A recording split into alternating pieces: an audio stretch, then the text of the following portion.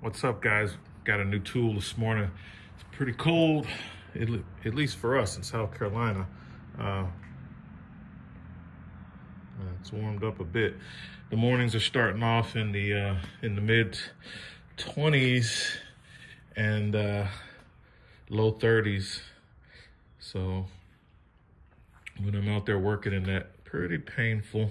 So I bought these heated gloves. I'm gonna be checking these out, guys, and I'll let you know how it works, especially in the mornings like this when I want to work on my tractor.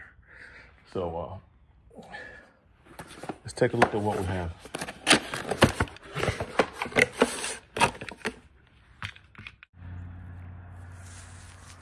All right, so these are the gloves. This is the brand, this is the box. I got these off of Zorro, but they come directly from the manufacturer. They have about 4 or 5 different heat settings. It comes with a charger and 2 batteries. It has these little pockets. You can see a battery's right there. There's a battery right here. I think they could have probably did a better job where it's kind of junky where the wires and the batteries go.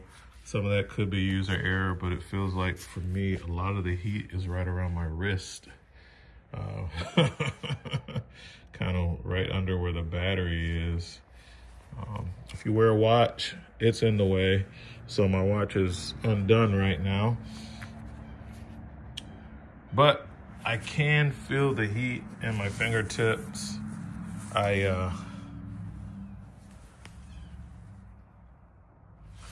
Yeah, it's a little bit too warm on my wrist there.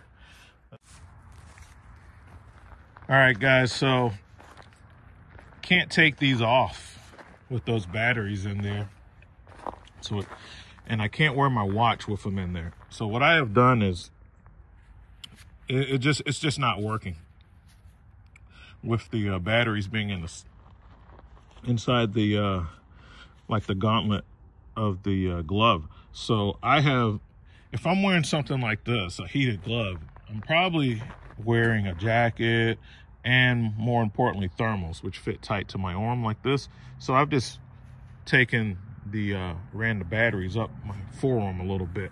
So that's what I've done on both sides.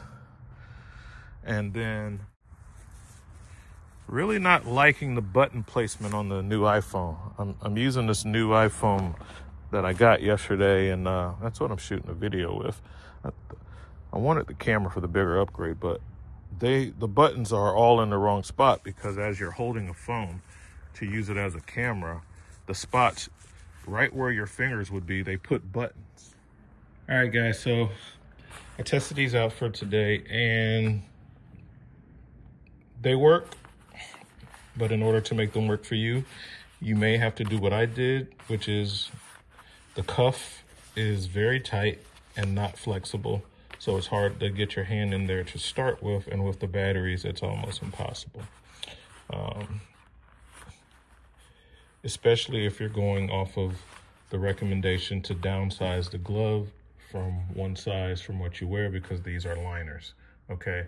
So that being said, even if these were easier to put on with the batteries and the cuffs, I would not, because I wear a watch, and I wear an Apple Watch. I get a lot of useful information. I take calls on this watch. It does have cellular when I'm not near my phone, or I left it in the truck, or I'm in a precarious situation. I'm under a camper and I just can't get to the phone. It's a lot easier to be able to look at my watch, check my notifications, take the call, and continue working.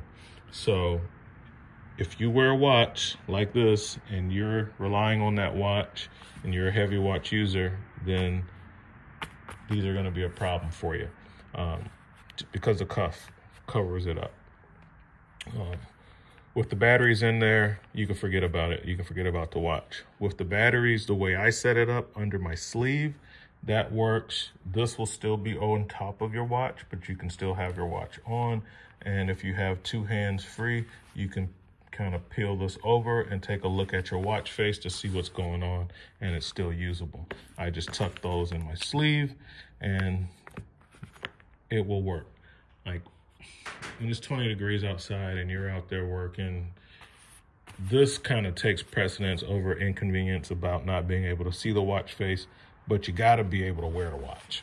So these are not going to be able to stay inside of these little slots. So I just leave that wire hanging out on each one and run the wire up my sleeve, which is a better option.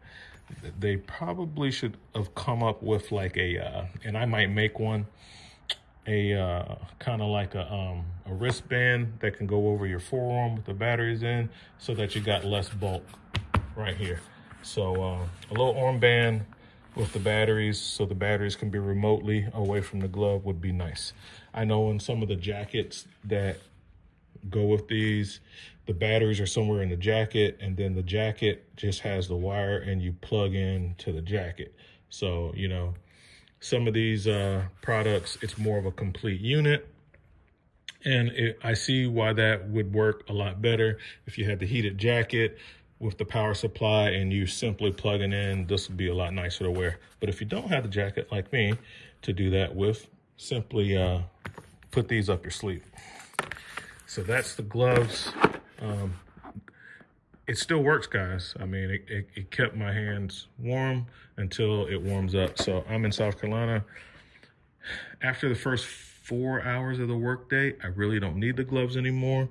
So as far as the battery life, well, on high, these only last up to like, I don't have a book in here, but here it is right here. So just 2 hours if you want to keep them on high. So if you're like in Alaska or somewhere, you're only getting 2 hours. But for me, 50% is okay because I'm not wearing these all day. I'm only wearing them for the first half of the day. So 4 hours is perfect for me. This is the new phone that we have. It is the iPhone 16 Pro Max. I had mine spec'd out with half a gig of memory.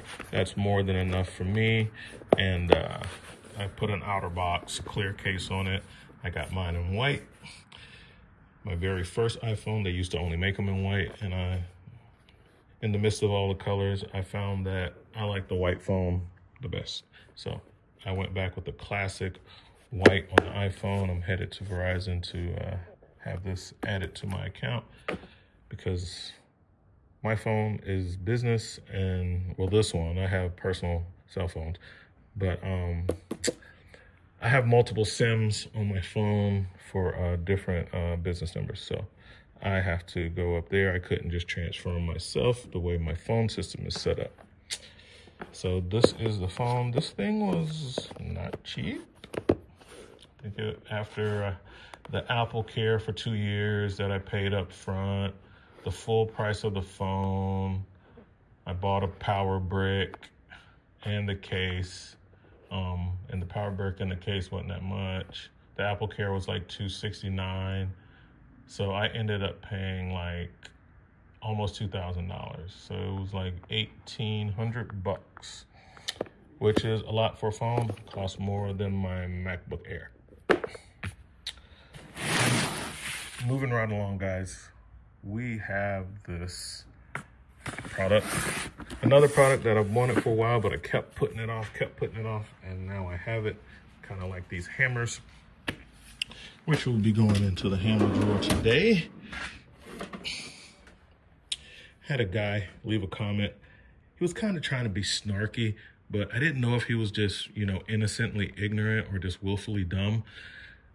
And he's like, well, why do you need so many hammers? I'm like, ask the carpenter why he needs so many saws. They're for different applications. And when you have a hammer like this, which is a dead blow sledge, this is like a 56-ounce hammer. It's for doing different work than this little 8-ounce hammer. So different types of hammers do different things. Ball peen hammers are especially suited for working with metal. This is a solid hammer. These are shot field. And you have dead blow hammers. Then you have soft hammers. I have brass hammers. I have carpenter hammers. I have sledgehammers with a short, so I can get into different spaces with this. It's like, I'm like, man, they say no question is a dumb question, but yeah. So, but just in case, if the guy was just innocently ignorant, different hammers do different things. The shapes are different, the weights are different, and the styles are different. So when I'm using a brass hammer, I need to hit something hard, but I don't want to damage the material that I'm hitting. So it's a softer metal than, say, the steel. And if I'm hitting aluminum or something other, even softer, I want to use a non-marring hammer, something plastic.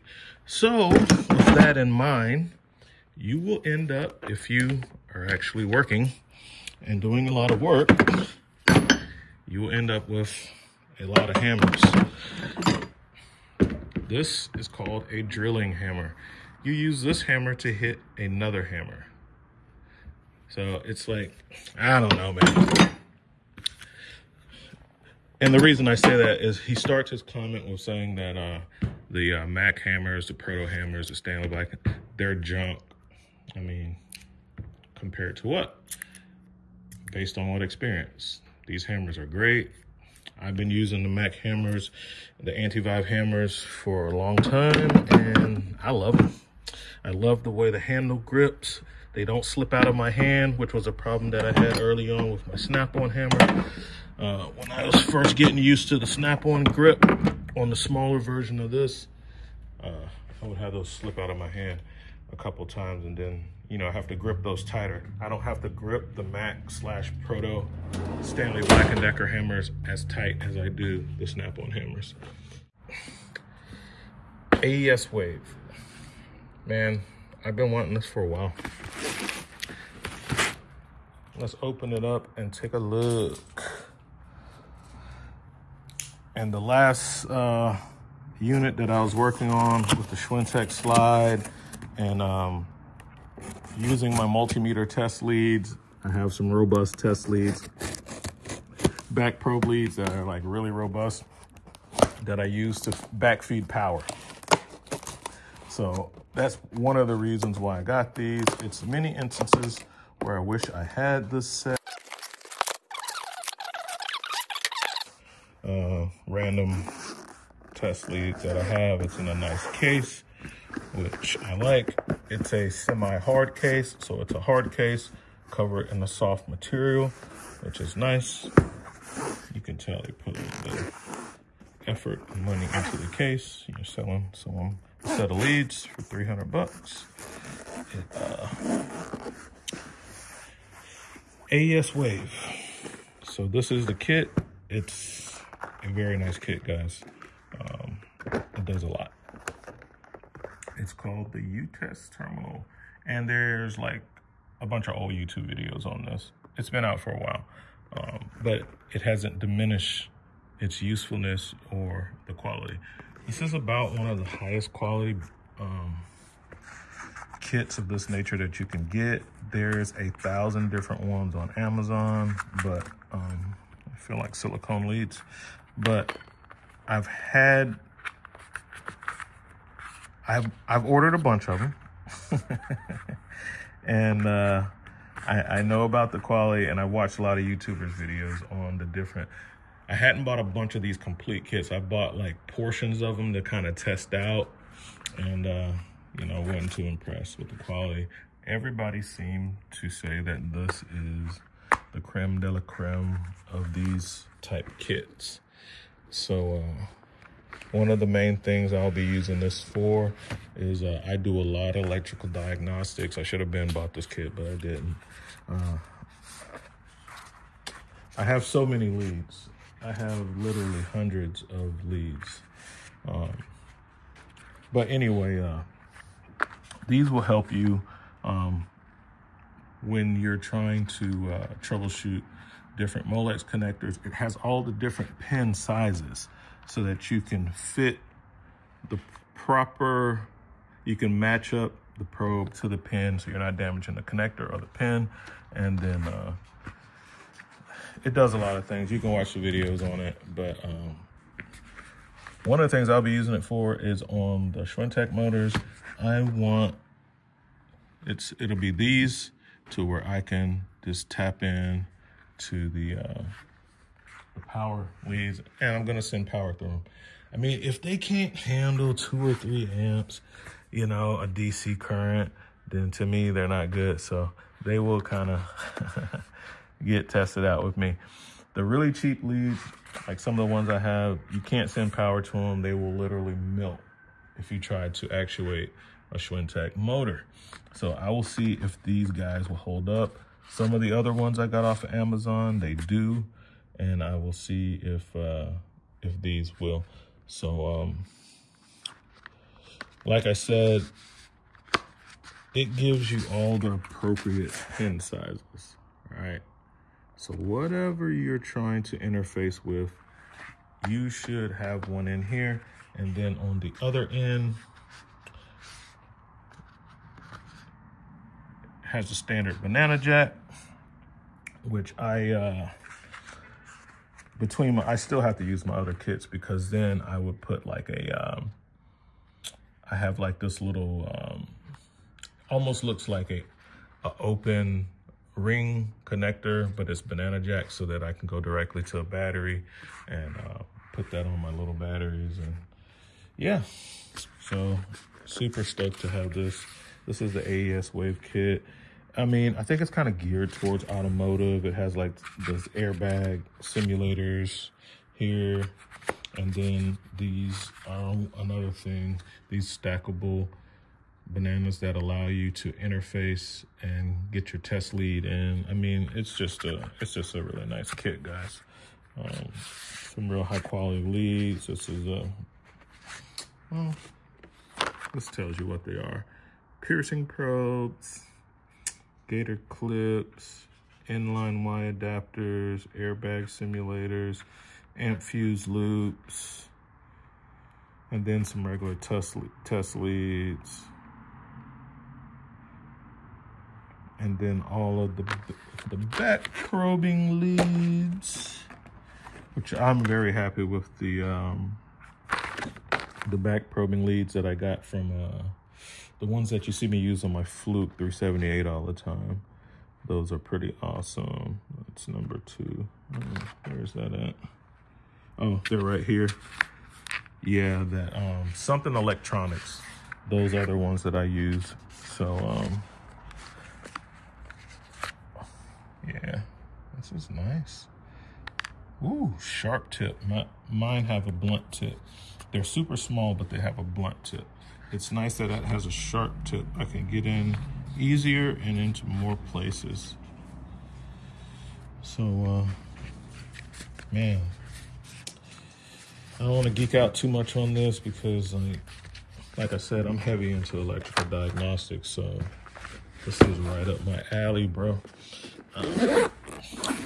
But those are the tool hauls, guys. Those are the tool hauls. Let me go and get my phone switched over, and I'll catch you guys on the next one. RV Tech Pro out.